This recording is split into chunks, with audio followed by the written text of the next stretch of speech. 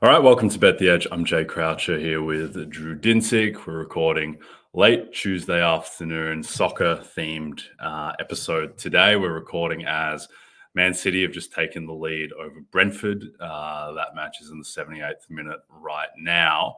We're going to talk about Premier League outright markets, the Premier League in general. We'll talk about the Champions League, where Drew in particular has a bet that he likes.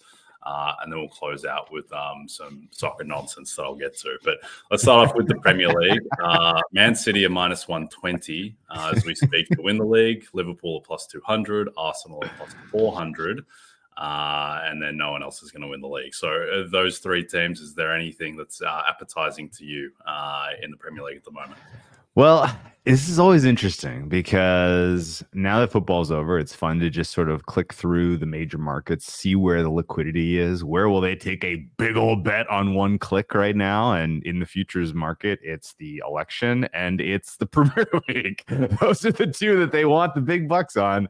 And I think that just speaks to just worldwide liquidity in these pools. And, you know, I stared long and hard at Man City minus 115. I was like, my goodness gracious, like they have a game in hand, which they're playing now, which they were minus 600 to win. And they're like, oh man, like they get these 3 points, they'll be one within Liverpool. And like, you know, doing a little bit of reading about their season, because I've, you know, completely frankly, I paid almost zero attention to Premier League throughout the NFL season, and just starting to kind of recap, you know, kind of catch back up on what's going on. And like Haaland missed a month with a foot injury, December into January.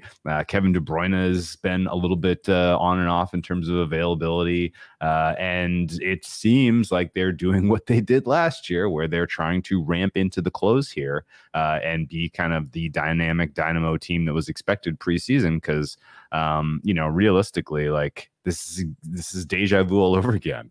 Seeing, you know, the price on City drift until they get into the business end of the season, and they just win down the stretch and take care of business in the FA Cup, take care of business in the UCL, and you know, it has those whiffs again. And I think I'd like your perspective on whether there is something different or special about this year, but I certainly see a City team that, you know, I would have probably been making a case if they had played at full strength throughout the full season of like, okay, now the fatigue's gonna have to start setting in. Like they played so much more soccer than everyone else all throughout the spring last year, and that was coming off of a year where there was a World Cup and then right before that a Euro. So like these guys are kind of at the tail end of a really, really tough stretch of scheduling.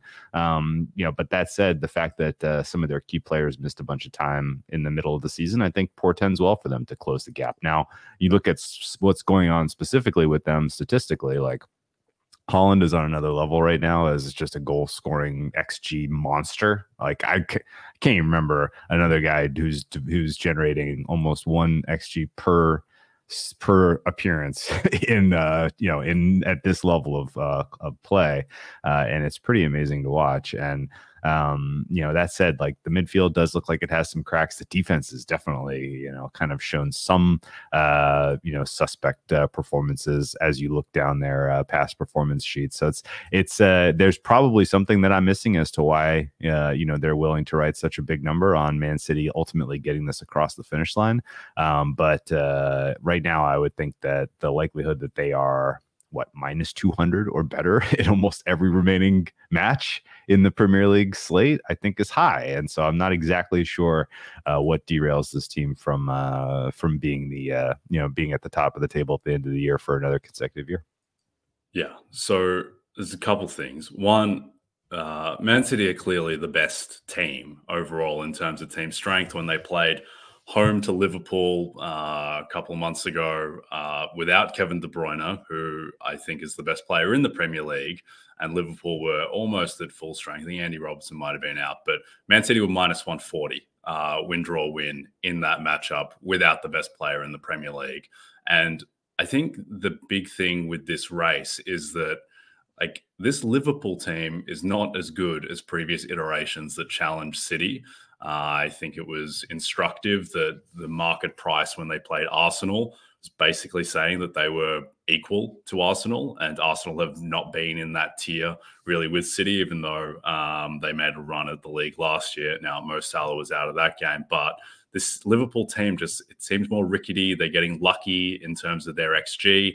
Overall, on XG, they should be third at the moment, and they played an extra game than City. They've been worse off than Arsenal in that regard. So my bet in this market, and look, it is a pretty liquid market, like looking at Betfair, Man City are, Man City are plus 108 on Betfair to win the Premier League. And there's been $13 million matched on that market. So it certainly feels like Man City are more than a 50% chance to win. But the thing is that they've played with their food enough that like there's 13 games left and they're at the mercy of matches like last week against Chelsea, or the weekend against Chelsea, where they outplayed Chelsea and really should have won, but just got unlucky and it was a 1-1 draw. And then all of a sudden that hands something of an advantage to Liverpool. I do think that what is in Liverpool's favour is one, they're not in the Champions League, which, I mean, they're in the Europa League, but they're not going to take that as seriously as City and Arsenal take the Champions League.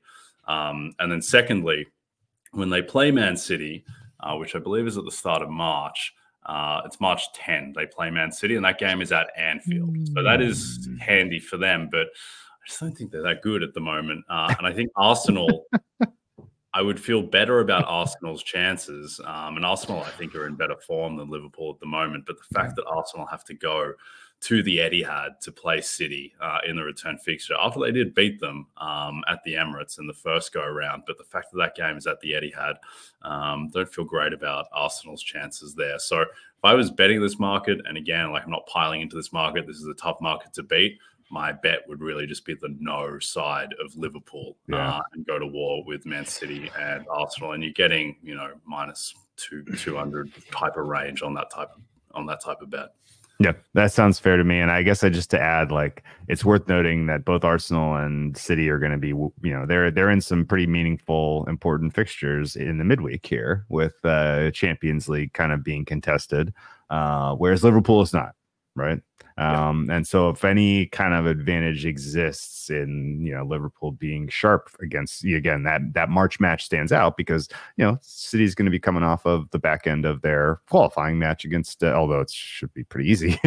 So not expecting them to have a heavy sweat to get through to the next leg here of the knockout rounds of the UCL, but you never know. That said, I agree with you wholeheartedly that the market ratings on Liverpool don't really kind of measure up to what you're seeing from a performance standpoint. And like, there's almost something, maybe we just need a better soccer perspective on this. And I'll ask around some people who do this professionally and see if I can get some, but like City has been dominant in these performances where they're coming away with this draw against Chelsea. You mentioned their win today against Brentford. Like their XG differential here is going to be is 2+ goals.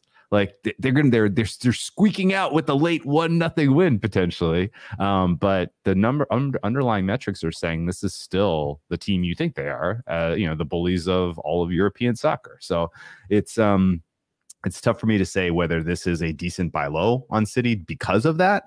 Because people are a little unenamored with the results of late, or if there is some structural problems. Because sometimes I will watch Man City matches and kind of think, man, like when they don't have possession, this team doesn't look quite as good. And there may be some, definitely some teams that have, skilled midfield that can take advantage of that and, maybe make things tougher on them, particularly in the Champions League, knockout round later stages. But it's tough to square how a team could be minus 135 to reach the final of the UCL.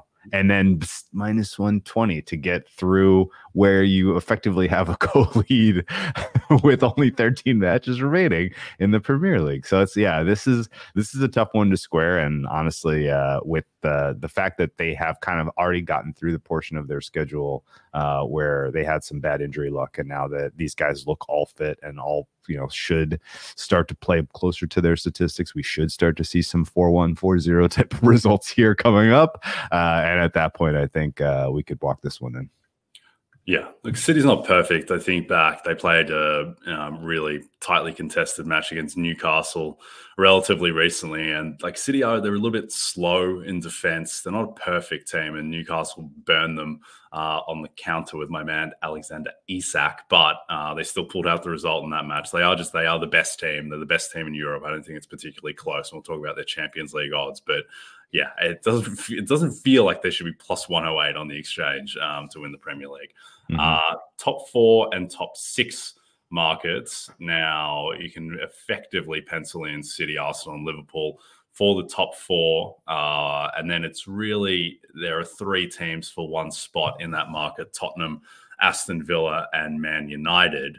And then the top 6 market, you can add in Newcastle, Chelsea, and Brighton as contenders, more for Man United's spot in that top 6. But my thought here is, so there are 2 teams towards the top of the table that have gotten very, very lucky on XG this year: Tottenham and Man United. Yeah. Now, Tottenham, with my man Ange, they just keep on pulling out these results. Now, I think they are somewhat in a better place than Man United, because even though they've gotten really lucky, they've also had a ton of injuries. And James Maddison is arguably their most important player. He was out long term. Now he's back. So I would expect that their team strength is going to pick up, and that's going to counteract some of the luck regressing. Man United are terrible. On XG on the season, they are the 12th best team. They are worse than Brentford and Bournemouth, and Brentford and Bournemouth both have a game in hand over them. Brentford's playing that game at the moment. There's a really good YouTube soccer account called Pythagoras in Boots, which break down like individual players and teams, and his breakdown of like what is wrong with Manchester United was very scathing and very well done. And there's just no the team makes no sense whatsoever. There's no connectivity. They don't have any link between defense and attack. There's no kind of cohesion in the group, and they haven't played well. They're just pulling out these results because Scott McTominay keeps scoring these last minute winners. And Scott McTominay being this like last minute hero for Man United over and over again. I don't know what the NBA comparison would be. It would be like if Alex Len just started hitting these random game winners like consistently. It's like, why was Alex Len hitting all these game winners? It's like basically Scott McTominay is probably a bit better than Alex Len, but the point stands. So in these markets, if I was placing bets in these markets, it would be fading Man United for them not to make the top 6, back in the other side of minus 225 to make. And then in the top 4 market, even though Maddison is back for Tottenham, I don't really understand why Tottenham are favoured over Aston Villa for 4th, given that Villa currently at 2 points in front of Tottenham. And when Villa play Tottenham, that game is in the West Midlands, home game for a home match for Aston Villa. So that would be how I would play these 2 markets. Yeah, that makes sense to me. I have Villa rated over Tottenham. And that prices does seem backwards. Tottenham, I mean, the Spurs have more worldwide fan support, I suppose. Maybe that is influencing this market. Yeah, I mean that could be the reason that there's a little bit of a premium on them. But no, I would say Villa would be the very clearly the correct look there. I guess I'm almost more. And it's going to take a lot, to crack into the top 4 for some of these teams that are longer shots, right? Newcastle, Chelsea are kind of the 2 that I would circle there. But top 6 is maybe a more interesting and more likely for these teams that I think are playing well now and are a little underrated by XG. Your Man United point I thought was the best. looking at my rating for this team, I have them down with the likes of Everton. And yes, Everton is going to be fighting for relegation. We're fighting off relegation here over the next few months. So I'm not exactly sure what Man United has done to deserve this degree of confidence from anyone. I think ultimately Villa sneaking in with the top 3 who we know will be there in City, Arsenal, and Liverpool makes the most sense. And then I think Tottenham and Man U, I don't know that either of those are going to end up in the top 6. I kind of like the outsiders here with Newcastle and Chelsea potentially stealing those 2 spots. Do you have any strong opinion there?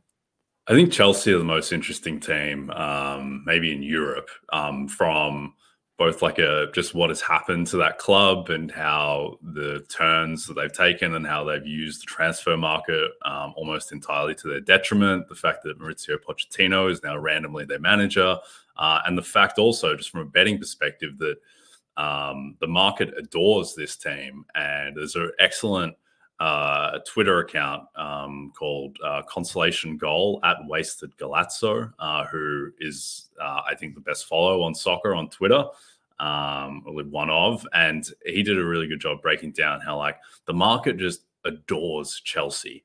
And people just keep getting screwed by Chelsea because they're in 10th. And the market is treating them as though they're like the fourth best team in the Premier League or fourth, fifth, thereabouts.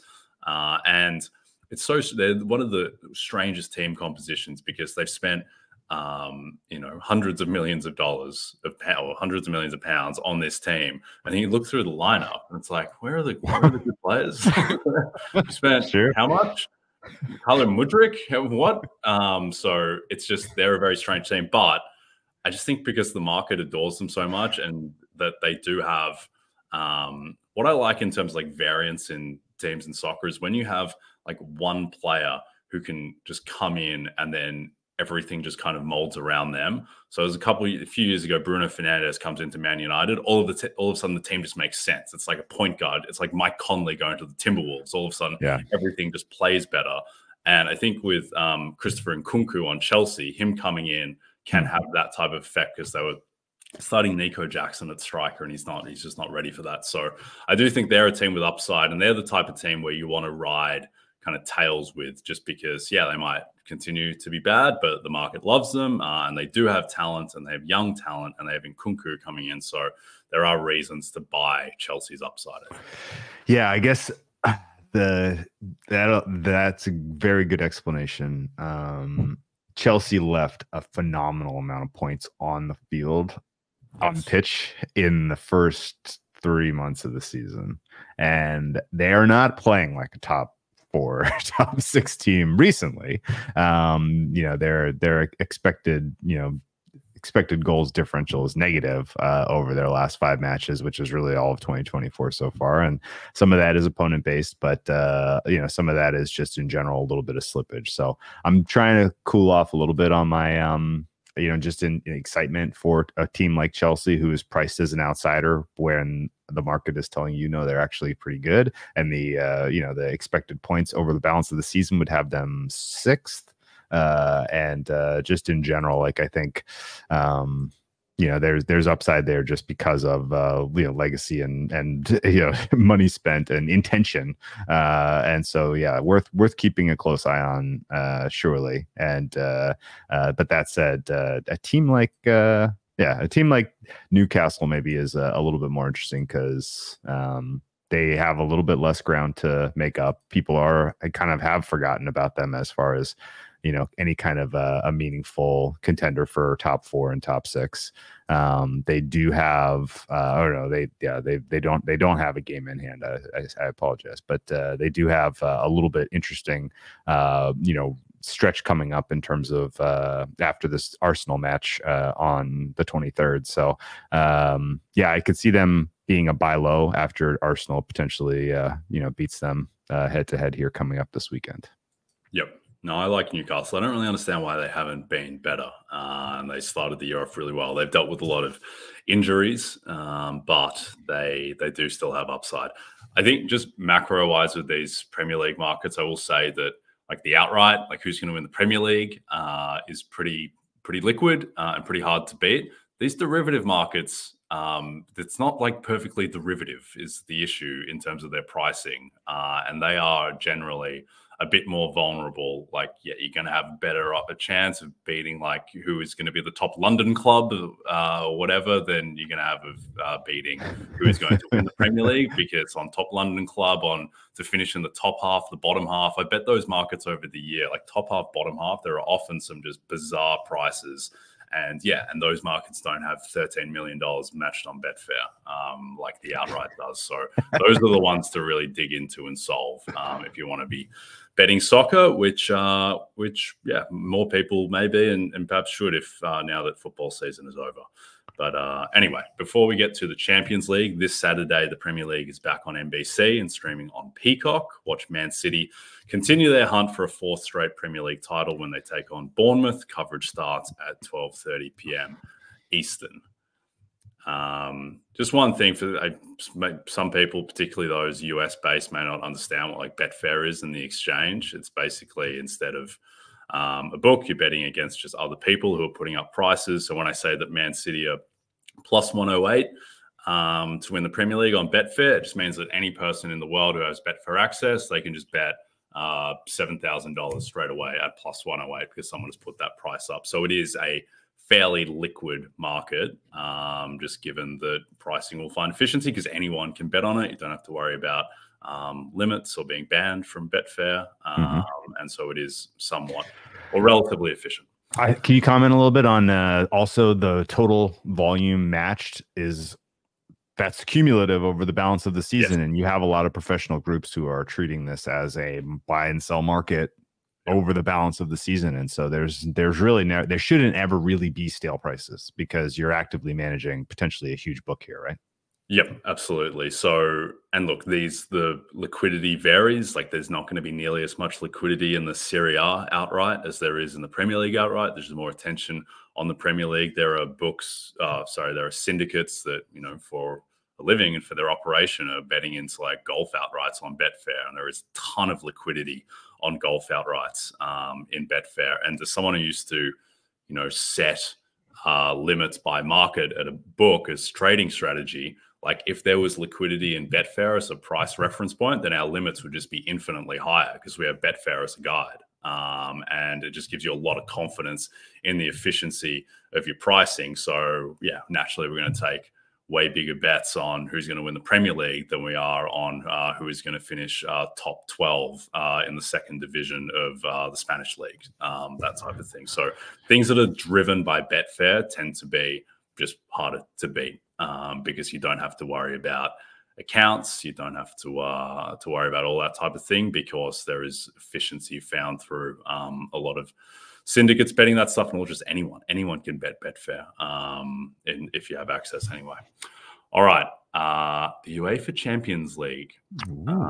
So Man City are your favorites at plus 175, which is stunningly short we're still in the round 16 here, but I'm not sure it's the wrong price at all. Real Madrid are your second favorites plus 450, Arsenal third, which is still kind of stunning as an Arsenal fan, given that this is their first foray back in the Champions League for years, and they're the third favorite, plus 550.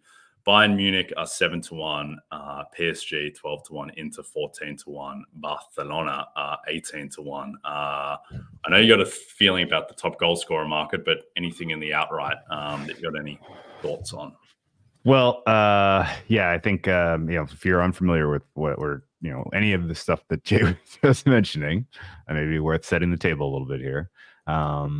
If you finish top in your domestic league, and depending on how many spots your domestic league warrants, you qualify for the Champions League. And the Champions League has group stages, as qualifying before group, I think. But regardless, there's group stages like the World Cup, and then there's knockout rounds. But the knockout rounds, unlike the World Cup, aren't contested in a compressed time schedule, and they aren't single elimination. They are home and aways until the final, when the final is single elimination, which always kind of boggles my mind. Like, well, why did we go through all of this home and away, and then you just do a neutral final? But hey, it's more watched than the Super Bowl, so they're doing something right.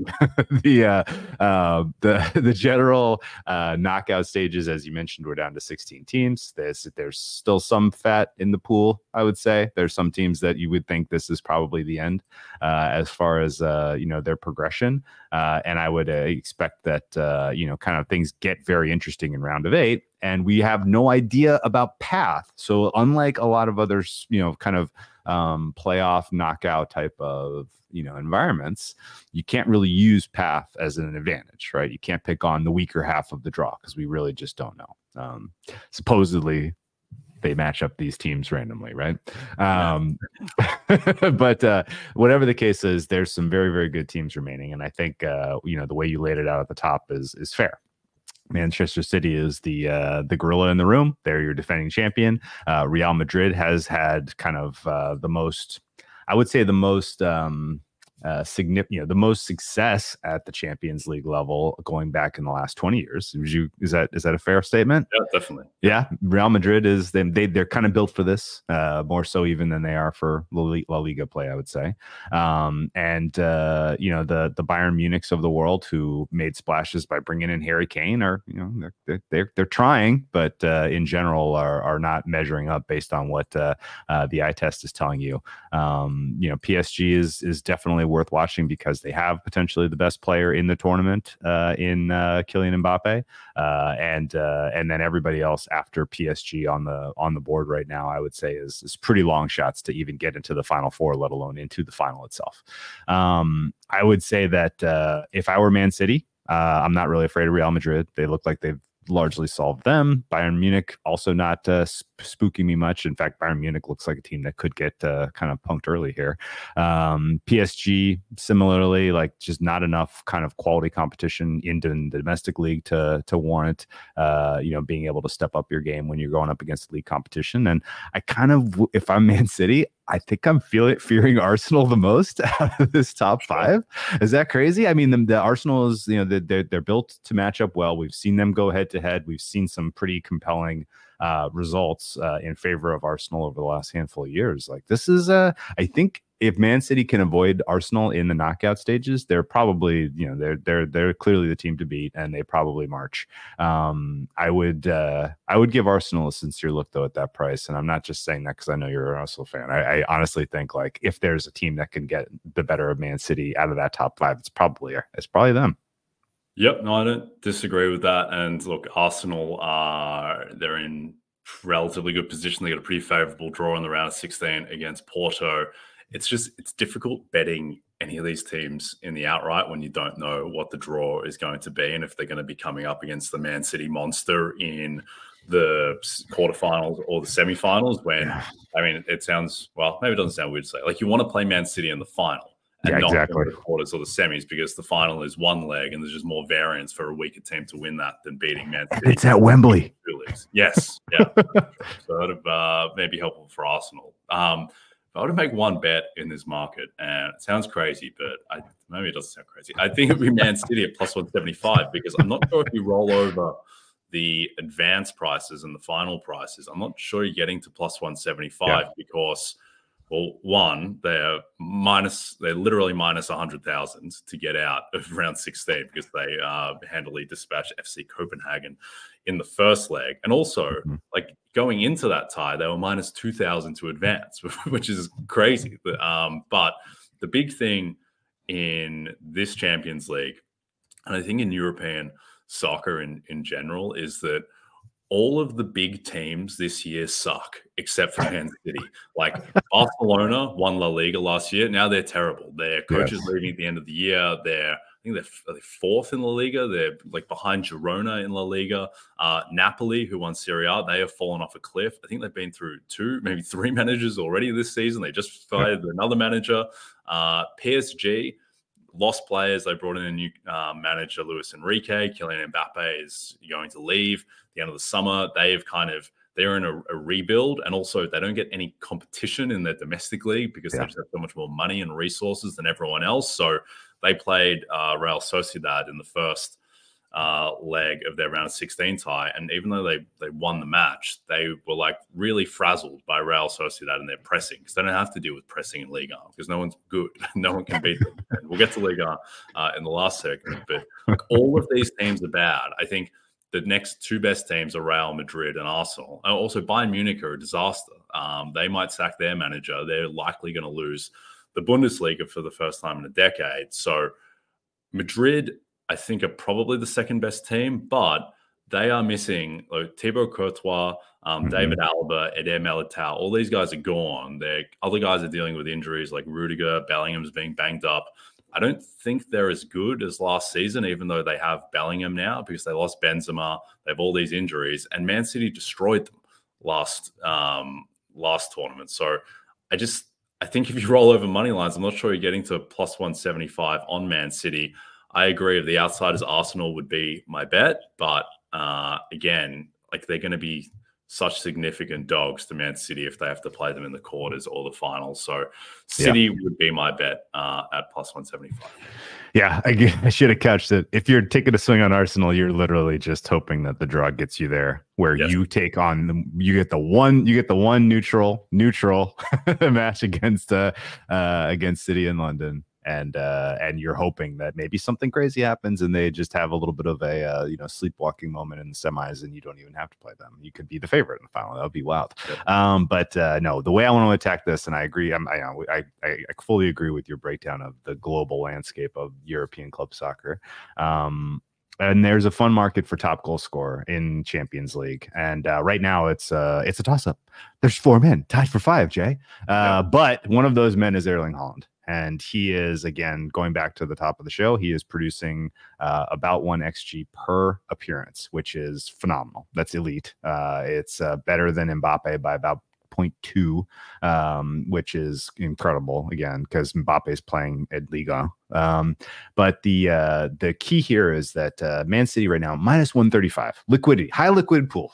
Minus 135 to reach the final, right? And if you're playing into a top goal scorer market, the most important factor is how many games. And if you're odds on to be in the most games, then I think that opens up a huge opportunity for you to create space between yourself and the rest of this field. If you go back and you look through Champions League top goal scorer from years past, almost every single year, going all the way back to Messi stealing it one year when he was on Barca, not being in the final. It is a team that is in the finals every single year, except for one year where Erling Haaland and Dortmund stole the show. And because that, he is a particularly phenomenal finisher. If you haven't seen it yourself, it's truly something special to watch. And I think Haaland at plus 100 is a fun way to kind of get some exposure to Man City doing what everyone thinks they will do, while also kind of being a little bit shielded from a surprise in the final, because there's definitely examples of specifically the final going pear-shaped for Man City. It's happened a lot. They lost the final to Chelsea, and Chelsea's manager was sacked like months later. Like that Chelsea team wasn't that good, and City lost to them. And City really should have lost the final last year against They should have. Inter. They got outplayed, I think, in that match. But no, I agree with Haaland. Also, this is a much less liquid market than the Champions League outright. So, like I always, with any market that I'm betting, I always ask myself the question of why would this market be wrong? Yeah. And there are plenty of reasons why the top goal scorer market in the Champions League can be wrong. Less reasons why the Premier League outright would be wrong, for instance. So this market can be wrong. Yeah, and I agree. I think that the fact that Haaland and Kane are so bunched up in price when Bayern Munich lost their first leg to Lazio and are just a disaster of a team right now, at least relative to expectations. No, I can fully get on board with Haaland. And the other thing that ties into why Haaland can win and why City can win the Champions League is that I think you could make the case, and I wouldn't necessarily agree with this, but you could make the case that the second and third best teams in the world right now Bayer Leverkusen, who are like minus 500 to win the Bundesliga and haven't lost all season, and Liverpool. And neither of those teams play in the Champions League this season. So it really is, I mean, it's not City's to lose because, they're odds against, but at the same time, you would expect that, they are head and shoulders above the rest of the competition, and they will take every game seriously, naturally. So I think that riding City is the play in this one. And also, they were minus 450 in the final against Inter. Inter were really good. They were minus 450 to lift the cup in that match. If the market clearly respects them, and if they're going to be minus 450 against Inter, then there aren't many teams who are going to make City too much longer than that. It'll really just be, I think, Madrid, Arsenal, if Bayern clean their act up, but they really should. They will be clean favorites in every single matchup. Yeah, well, I would agree. We agree, and I mentioned there was a four-way tie for first with 5 goals. To win this, you realistically need to get into the 11 to 12 range, if not more.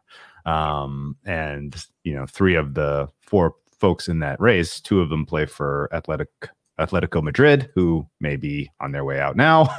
I know they still have they get a return in Madrid, so we'll hold our breath there. But certainly the fellow from Man United, he's not even listed, so I don't think realistically he has a chance. So no, this is Haaland with a goal lead on Mbappe and on Kane. And with odds on to get to the final and play the most games, I think it's pretty compelling to take him on at +100 for top goal scorer. Yep, no, I like that. And just last thing around these Champions League markets is there's a lot of different ways to bet the Champions League. Like you can bet the outright, you can bet to reach the final. I think the thing to always keep in mind is so for instance, if you want to bet on a long shot, say PSV Eindhoven, who have a goal difference in the Eredivisie of +60 through like 22 games or something. And right now, as we are recording, they are in a 1-1 matchup with Dortmund. But say if you believe in their upside and you think they can win, and they're 150 to 1. So are you better off backing that? Or are you better off backing 50 to 1 to reach the final? And I would say you're better off backing 50 to 1 to reach the final because on average, I think they're going to be a bigger than 2 to 1 underdog to lift the cup. So you're always going to be thinking about path with that type of thing. If you can back these markets each way, that is also a rort of sorts, particularly if you're backing long shots like PSV. All right. Spring training is here. So for those looking to get ahead on the upcoming MLB season, grab your RotoWorld Baseball Draft Guide. It's loaded with comprehensive positional rankings, projections, and player profiles to ensure your draft is a success. Visit NBCSports.com/draft guide and use code BASEBALL24 to get 10% off at checkout. All right. I'm going to close out sharing a little story about a bet that I have at the moment, Drew, which I regaled you with in Las Vegas. And it is a bet on a French team in Ligue 1 called Stade Brestois, Brest for short. That is what they are referred to as. And so I have a bet on Brest at 50 to 1 to finish in the top 4. It was placed earlier in the season. They are now even money to get into the top 4. Was able to get a decent amount on this, so it'll recoup Damar Hamlin losses should the coin flip flip and turn up Brest. But I wanted to go through the process for this bet. And also, it is fun when a 50 to 1 shot gets into even money. I was at the park with my kids on Sunday, and Brest were playing this really high-stake matchup against Marseille, who are kind of on the fringe of the conversation. And Brest, they dominate the first half. They really should be up 2-0. And then we get in the car to drive home. I'm in the driver's seat. Brest get a red card, and I tell my wife, Sophia, you've got to drive. And I will sit in the passenger seat, and I will stream Brest Marseille, and I will hand snacks to the kids as they cry out from the back seats. But I simply must watch the end of this matchup. Pierre-Emerick Aubameyang is one-on-one with the keeper for Marseille, and then he gets stuffed. And then Brest go the other way. They get kind of a miracle goal. They have a 1-0 win. Marseille sack their coach after the matchup. And now Brest, they vault into second place. So they're even money to win this. It's unbelievable. I'm sweating Stade Brestois every weekend. But the reason why I bring this up is not just to talk about the bet, which is shortened, but in terms of process, how I came across this bet is I made it earlier in the season after 6-8 weeks in, and Brest, they were on top. They were tied top of the table with, I think, PSG, and they're 50 to 1 to finish in the top 4. And it's because they're expected to come into the season as a relegation candidate. They finished 14th the year before. But if you look at what happened towards the end of the previous season, they sack their manager, they bring in a new manager, and then from that manager taking over, their form lifted significantly. And over the last 13 games of the season, they were a top 3 team in Ligue 1. And when you combined the first 13 games of last season with the first 7 games of this season, So a 20-match sample in a competition where you only play 34 matches for the season because there's only 18 teams in the league. Over that 20-game sample, they were a top 2 team, and they're top of the table, and they're 50-1 to finish in the top 4. And look, I don't have any like player up based model calculating team strength for League R teams. I have like a general awareness of what's happening with the league. I know that like Monaco and Lille and Lens are good and PSG dominate the league, but I can't tell you really what the difference is between like Toulouse and Nantes off the top of my head without like looking into it. But just by looking at that kind of set of facts and figuring out that, okay, no, their best player hasn't done his ACL or anything, like there's no injury stuff. You just can't be 50-1 to finish in the top 4 when you've been a top 2 side for the previous 20 games and you're sitting top of the table 6 weeks into the season. So I think that's just a good example of the fact that you may think that a market is difficult to beat, and like top 4 in Liga, I'm sure people are just like, don't pay that any attention. Like, why would you? But you can not know anything about a sport or very little about a sport or a competition. And if you just like kind of apply some basic logic, you can find value. And what I do is kind of every day, there are a list of markets that I know are vulnerable. And I just cycle through them every day, just looking for prices, looking for what is out. And you often don't need like a mathematical background or to be incredible at coding to find value in these markets. Sometimes logic is good enough. Yeah, you know what? There are a lot of parallels. I feel like I'm deja vu all over again with Aston Villa last year. Like they sacked their manager in November. They bring in Emery and completely turn their season around. I thought that down the stretch, in particular, like mid-February till the end of the year, that was a top 3 team in the Premier League, and that's why I think they're a bet for top 4 this year. They've carried that right through. They look great. Yep. Yep. No, this is great. Me talking about, my Stade Brestois bet that is plus 100 currently. I should have waited until they were minus 10,000. But there's 12 games left, Drew. They have a favorable draw. All the other teams have to play PSG a second time in Brest don't. So that's huge.